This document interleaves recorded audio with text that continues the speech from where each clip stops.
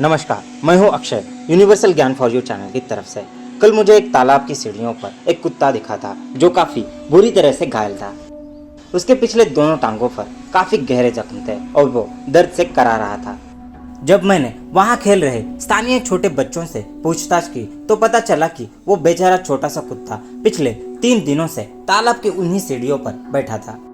चलने में असहाय कुत्ता अपने आगे के 2 पैरों की मदद से तालाब में कूदकर उसी तालाब का पानी पीकर उसने लगभग 3 दिन निकाले थे। कल उसकी ज्यादा दर्द और भूख की वजह से चीखें भी बंद हो चुकी थी। मेरा उसे कुछ खिलाने का प्रयास भी निष्फल रहा। जैसे ही मैंने उस बेजुबान को हाथ लगाकर बाहर लाने की कोशिश की तो वह फिर से पानी में कूद गया। कुछ स्टूडेंट बच्चे भी मेरी मदद के लिए आगे आ गए।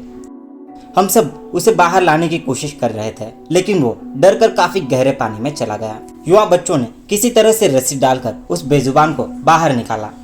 मैंने 2 डॉक्टरों से संपर्क किया तो उन्होंने कहा कि वो नहीं आ सकते और ना ही उनके पास वॉलंटियर्स मौजूद है। एक डॉक्टर ने मुझे एनजीओ से संपर्क करने की सलाह दी। फिर मैंने पुणे के लगभग 5 से 6 एनजीओ से संपर्क किया। उन सभी का रेस्पॉन्स पॉजिटिव था, लेकिन किसी के पास एम्बुलेंस मौजूद नहीं थी, किसी के पास वॉलंटियर्स मौजूद नहीं थे, तो कोई एनजीओ मेरे लोकेशन से काफ़ी दूर था।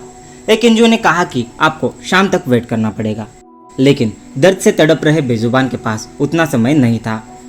मुझसे सबसे नज़दीक वाले एनजीओ साहस में भी वही सारी दिक्कतें थी, लेकिन फिर भी वो मेरे संपर्क में रहे।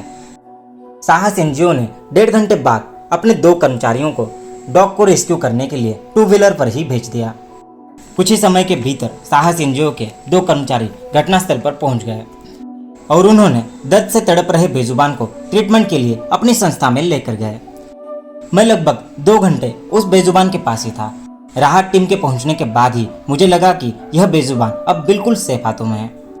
मैं साहस एनजीओ का काफ़ी आभारी हूँ कि उन्होंने 4 दिन से भारी दर्द से पीड़ित डॉग का कुछ ही घंटों के अंदर रेस्क्यू किया। दोस्तों, मुश्किल में पड़े बेजुबान जानवरों की मदद करने वाले एनजीओ, गौशाला में गोमाता की सेवा करने वाले कई संस्था बुनियादी सुविधाओं से वंचित है।